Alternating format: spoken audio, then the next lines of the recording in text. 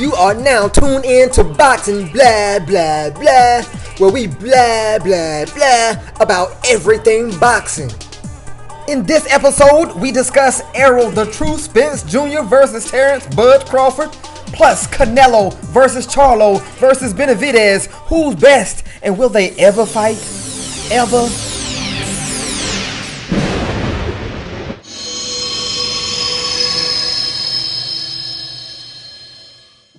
All right, you are now tuned in to Boxing Blah Blah Blah, where we blah blah blah about everything boxing. I am your host, Allmighty, Allmighty with Allmighty Athletics. We also have my man BBT Star over here. We got Antonio. I'm gonna let you guys introduce yourselves. I'm gonna tell them real quick. I am first and foremost a boxing fan and boxing enthusiast. But some of you guys might know I am also a boxing trainer.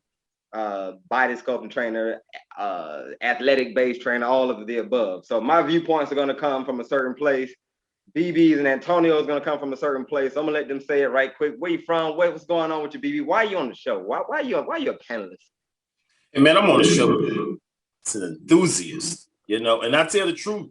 I don't sugarcoat nothing. If you're garbage, I'm going to call you garbage. And if you're good, I'm going to call you good. I'm just here to set the record straight. Okay. Period.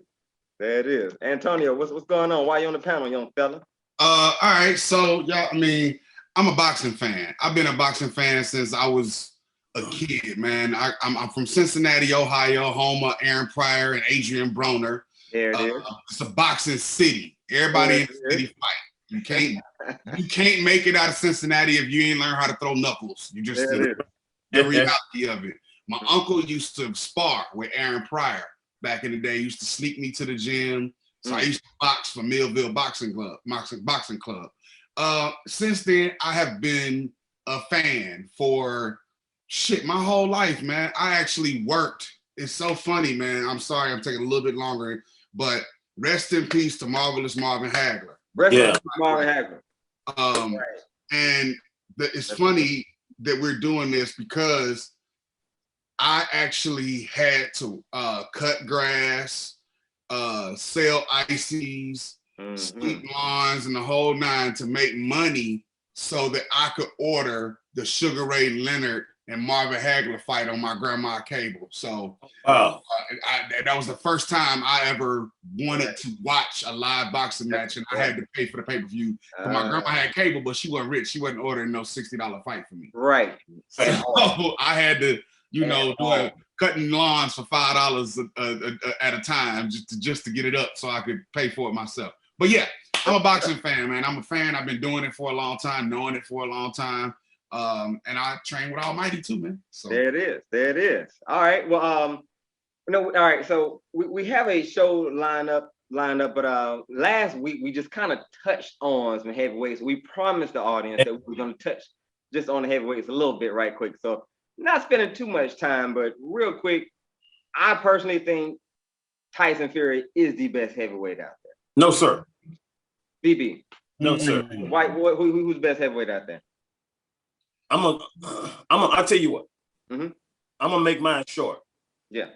It's a saying to go around and say it ain't cheating if you don't get caught. I'm done. I like it. I like it. Antonio. Who's the best heavyweight, young fella? I think he's probably the most skilled boxer. I think he's the most skilled boxing heavyweight. Which one? Tyson Fury. Okay. But I don't have no respect for him because I believe he cheated Deontay Wilder. Okay.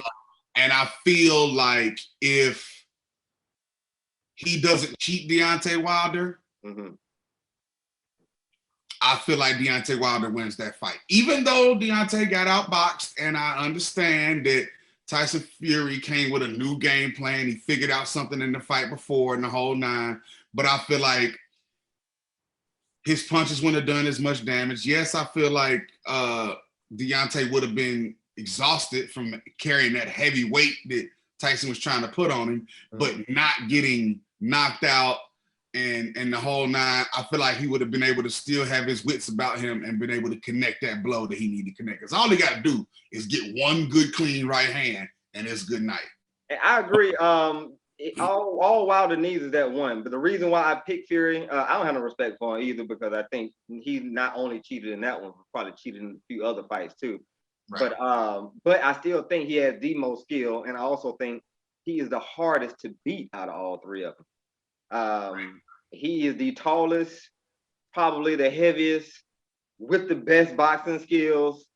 Defense is like his bread and butter. I think he's the hardest to beat out of all of them. I think he has like the most boxing skill, maybe the least amount of power, but he's the heaviest one punching down on you. He has enough power. I mean, he dropped Wilder. Not gonna even let you drop. You already know Joshua can go.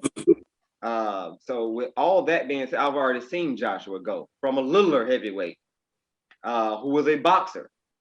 I saw Deontay Wilder win maybe 3 out of 24 rounds with Tyson Fury.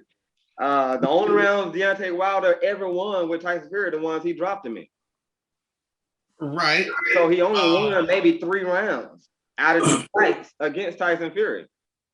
And he got dropped as many times as Tyson Fury in them fights. So it's like hard for me to say anybody else is better than Tyson Fury on that. You got anything on that, BB? Well, I'm gonna go with the African guy.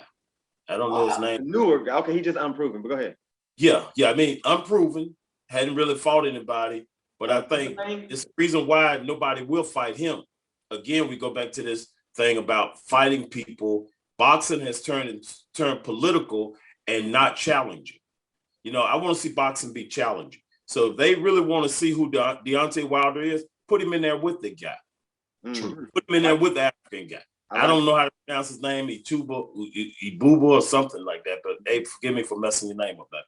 Right. But if you want to see who Deontay Wilder really is, put him in there with this guy. I'm pretty sure this guy will not cheat like Tyson Fury. The reason why I can't give Tyson Fury no reign on nothing is because he's a cheater.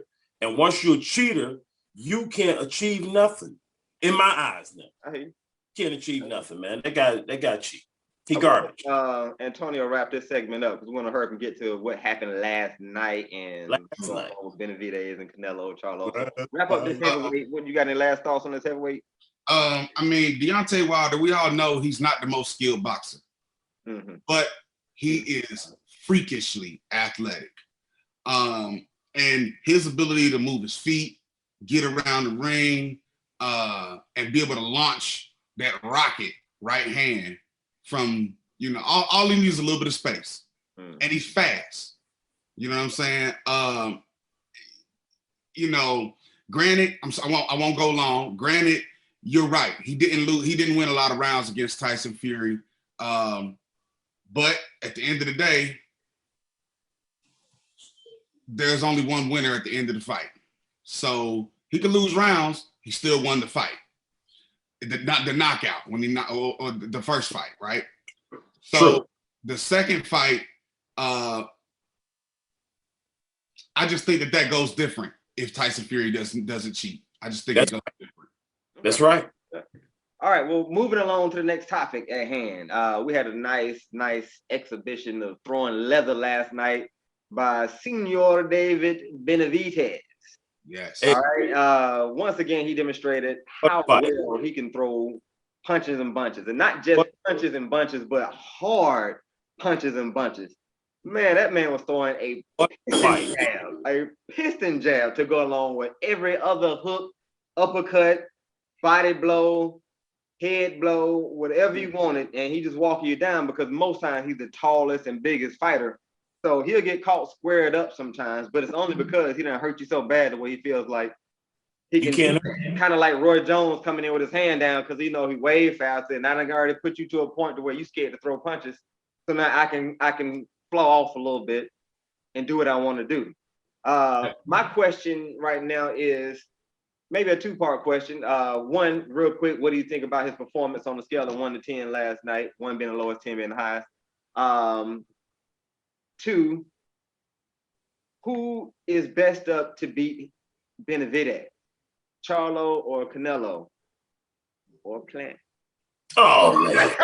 Oh, all good. right, so I'm gonna let BB get on that right quick. I'm just getting my Man, score. you gonna put that on the week. Hold on a second.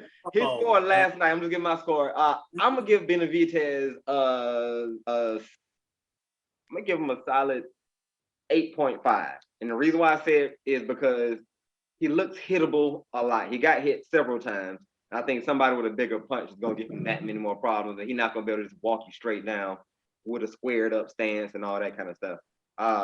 So go ahead. Will be the best. I gotta give Benavidez a 6.1. And the reason why I'm scoring it so low, you gotta call a spade, man. This dude just fought the number 8th ranked, and it took him that long to get this guy out. It took him that long for the referee to step in and stop this fight. The guy was number 8, and he hit Benavidez so many times that, did you see this man's face in the interview? He looked like he was in a chicken fight. You know what I'm saying? So my thing is, if you hit somebody that many times and you get hit by number 8, imagine what number 2 and 3 gonna do to you. Yeah, I like it. What you think, Antonio? Okay, so I'm gonna score Benavidez at probably. I'm gonna split the difference. I'm gonna say a 7, because there is something to be said for entertainment value when watching a fight. True. And he puts on a show. Okay, we all know that boxing is the sweet science. It's the art of hitting and not getting hit. That's the perfect match. It's to just whoop on some dude's ass and you don't get touched. That's a 10, right? He didn't give us a 10. He didn't give us a 9 because he wasn't next to perfect. Right. That's right. You know what I'm saying? He showed a lot of flaws in his defense, right? He doesn't have great head movement. He doesn't have great guard. But he's also very, very straight up and down, and for the most part, a pretty stationary target. But he makes up for that with great power. He's very hungry, and he's mean, and he's got sick hands, right? He has sick hands, and he knows how to put combinations together to get on your ass. But I agree with you, BB. For somebody that is for the number 8 challenger, number 8 contender, you should have disposed of that dude long before you did. Long before you did. But as a boxing fan, I loved watching the slugfest. Cannot lie. So that's why I gave him a 7. Yeah, it was flawed, but you put on the show for me, Holmes, and you went out there and put it on the line, and you was willing to go. So I got to give you credit for sticking your chin out there, because everybody ain't with sticking their chin out there. Right, that's right. Out of those 4, we all got Plant last, right? Out of Canelo, Benavidez, Charlo, Plant got Plant last, correct? Plant is not even in the picture. All right, so we're gonna scratch Plant out. Yeah, just take him out. I tell you what, take him out because somebody got to go through Plant to get the belt. So if you put Plant in the picture, you got to put Barney in the picture. The purple dinosaur. I'm sitting here like, who is Barney? Somebody. All right. Oh, you sick. All right, so I got out of all of them, I actually got Charlo number 1 if he decides to go up to 168. Then I'm gonna go Benavidez, and then I'm gonna go Canelo. I think the Canelo Benavidez is gonna be very good, but I just still think Canelo hasn't been in a tough fight in 4-7. I don't think he's ever been in a tough fight except for Mayweather. All his other fights been kind of rigged for his pleasure. Even at James Kirkland was coming off a long layoff, and they still keep showing that highlight. Amir Khan. James Kirkland was 90 years old when he fought him? James Kirkland was 90 years old when he fought him? Right. And Wolf had already got rid of him, then said, all right, I'll bring you back for this one since you're out of jail now. And all that. So, I mean, I can't give him credit for that. I can't give him credit for Amir Khan. I can't give him credit for really anything. Nothing. It's hard to. I give him credit for Triple G. But he lost both fights. He lost both fights. He fought well with Larry London, but But you gotta look at he got great skill, but I can't put him up there like that. So I got Charlo, Benavidez, Canelo. Who you got? Yeah, I agree with you. I agree with that. I got Charlo for 1. I think I still got Canelo over Benavidez because I want to hear this. Because it's defense. No supreme head movement. Benavidez is stationary. He's gonna stand there and get his head rocked. If they fight each other, it's gonna be a good fight to see. But Canelo might be one of the hardest hitting fighters in boxing right now. He hits, other than heavyweights, he still hits ridiculously hard. He has great defense and he has good boxing skill. Now, we haven't seen him go against anybody that is of any significance recently, but tomato can. And they not even hitting back. I agree. And we all agree that his last fight he was basically fighting a heavy bag. You know what I'm saying? So what Bruce Lee say? Boards don't hit back. Facts. But like I say, when I think about their two styles, Canelo has much better movement all around than Benavidez. He's got better defense than Benavidez. He's got comparable, if not more, power than Benavidez, and his hands are equally as fast. You got to think about the way he fought Triple G. When he fought Triple G, the beginning of that first fight, we watched that fight together, right? And I just didn't think he was going to be able to sustain that pace by putting on that extra weight to come up and fight. But if he was able to sustain that pace, he whooped Triple G's ass in that first fight. Triple G was able to withstand it, walk him down, and he burned himself out too soon. He did a whole lot of bouncing. He did a lot of moving around. He did a lot of boxing and whatnot, but it was like, you're not going to be able to keep that up with that extra weight on you. You're not going to be able to do that. But keep in mind, Triple G was at middleweight, and Benavidez is a big 168. Who can barely make 168. Oh, 168. You see what I'm saying? And known for being a powerful 168. Not a powerful 160 guy. Not a powerful 154 or nothing like that. A powerful 168 who can barely make weight. You see what I'm saying? But look right here. Look at this right here. I want to go back to something Antonio said. He said Canelo had hand speed. Where? He got hand speed. Canelo got where? Hand speed. He just fighting these bones, and he ain't got to show it like that. Man, listen, Canelo can fight, man. He can fight, and he can box. And you gotta say something about, the Mexican heart. He's still Mexican. Don't get the red hair food. Tell him to fight Charlo. Tell him to fight Charlo. Yeah, he ain't I want him to fight Charlo. And I think he's scared of Mexican. The Mexican legends are dogging Canelo because he ain't fighting nobody. He ain't acting. No, I agree. 1,000%. I want him to see him fight Charlo or Benavidez. I need to see you fight somebody that's going to hit you back. Exactly. All right. Well, we got another big topic we got to discuss right quick since we got a little more time on that. First, I'm going to say Errol Spence Jr. Errol Spence. Terrence Crawford. All right. Now, first and foremost, who you got? Then another question is, what should the split be and why? I'm going to go with Errol Spence Jr. And I think the split should be, I want to say 70-30, but I'm going to say it should be 60-40. But I want to say 70-30. 60-40. But we can shake on 60-40. And the reason why I say that is because what justifies 70-30 is Crawford really ain't never beat nobody of significance ever. His best fight was Victor Postol. That's the only fight you had where there was a chance where he might be, I don't know who's going to win this.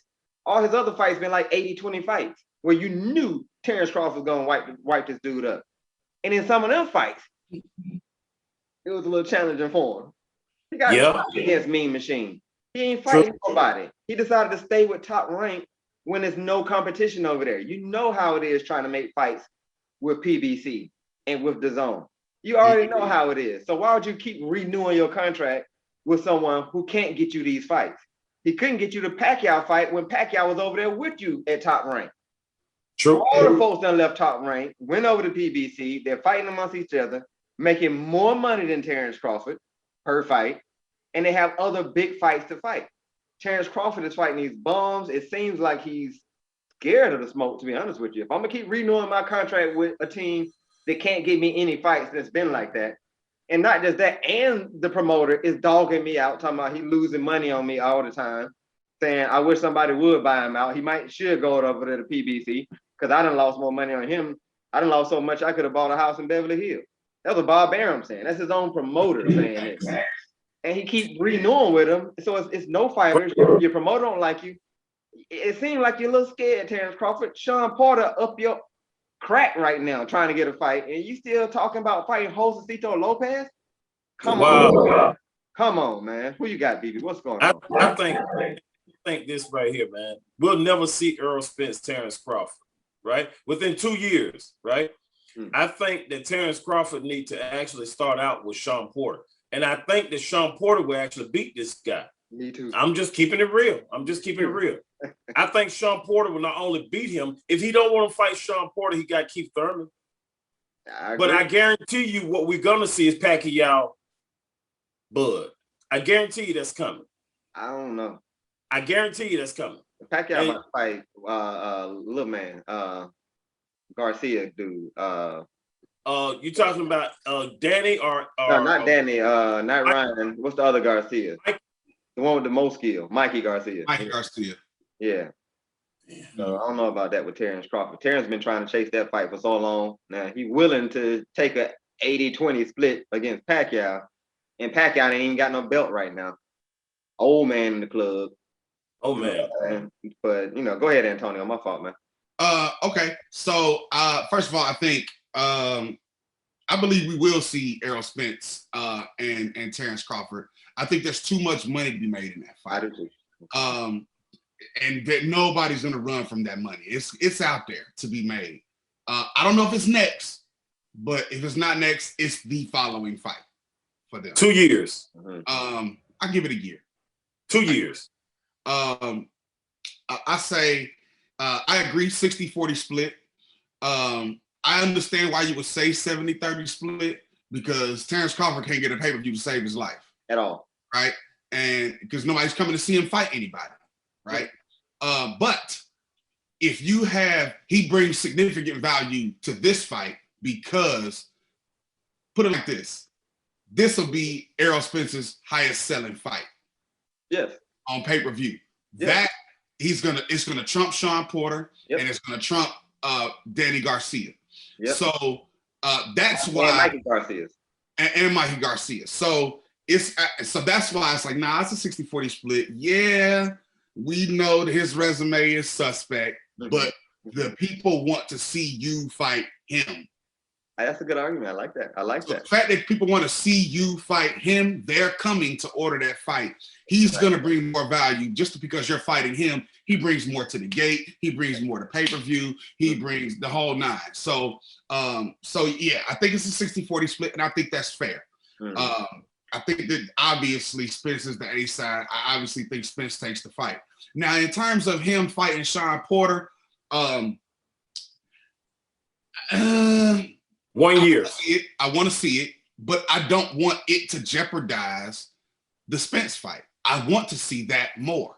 But I agree that he almost needs to fight Sean Porter first to make sure he's ready. Because Sean Porter, we all know he's not the greatest boxer, but he gives almost everybody their hardest fight if he don't win. Yeah. Because he's going to make it rough and rugged. He's going to make it ugly, and he's going to make you have to be a dog to beat him. You have to. There's no other way.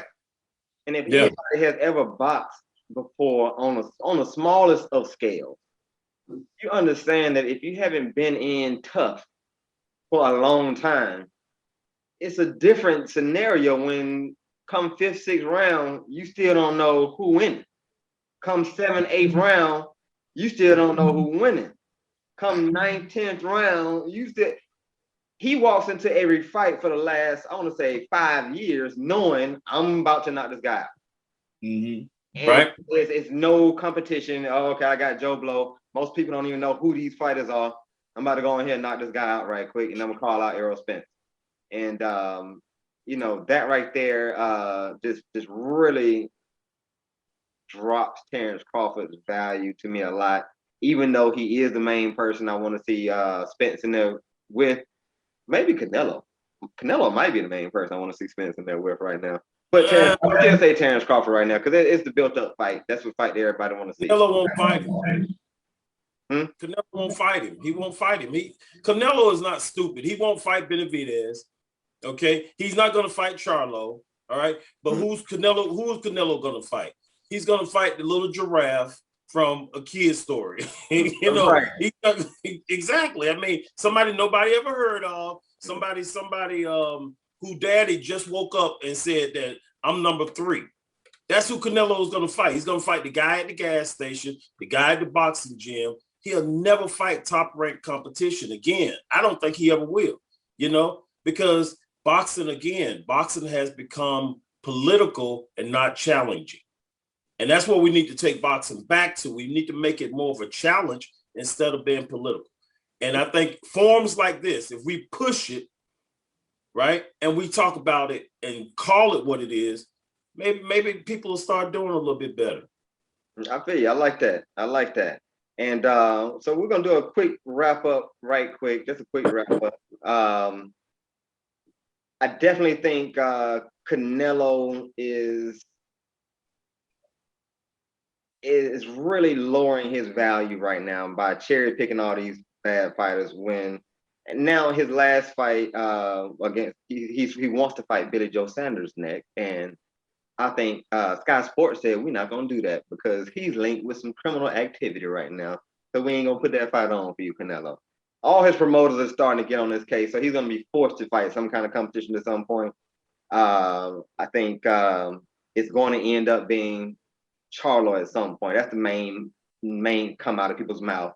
And Benavidez is going to step up at some point too. But he's not going to fight Benavidez no time soon. Charlo might be a close fight. Yeah, I think the Charlo fight is going to be about a 1.3, 1.4 million pay-per-view buys. Yeah, something like that. That's a lot of, and it's going to be about $70, $80 probably. Yeah. I think Errol Spence right now is out pay-per-viewing Canelo, so I think Errol Spence is on the brink of becoming the man who you're really trying to see because he's really, really, really trying to fight competition, just like Benavidez. Yep. I got them two are probably my favorite 2 people to watch right now because they're really trying to fight the best of the best of the best. Right. Spence come off a car accident. I still want Danny Garcia. Let's go. Exactly. It's Sean Porter. I gotta throw Sean Porter fighting the best of the best of the best. He wants to prove it. And when people are trying to prove it, that's what about Keith Thurman? Live. Keith Thurman was ducking for a long time. Keith Thurman's in the pigeonhole where he ain't got no belt and he looking for somebody to fight, and everybody kind of trying to, they're trying to just kind of throw him to the back right now because he's still a threat. What about Keith Thurman? He don't have a belt, so now they can kind of dodge him a little bit more. I think Keith Thurman is still worth something. Thurman, first of all, I think that Thurman made his bed, lay in it. I think he deserves where he's getting right now. I agree. Because there was a lot of people calling him out. He wouldn't fight them folks when he was at the top of the mountain. And now that he done fell off the mountain and these folks at the top of the mountain, now he out here screaming all these people's names and they really looking at him like, "Fuck you, bro. We ain't giving you no chance at no belt. We ain't giving you no chance at no bag. Fight your way up, earn it. Like you just tell us." Family show. I'm sorry. That's cool. I like your expression, but I'm trying to blurt. I'm loving it. I'm loving this.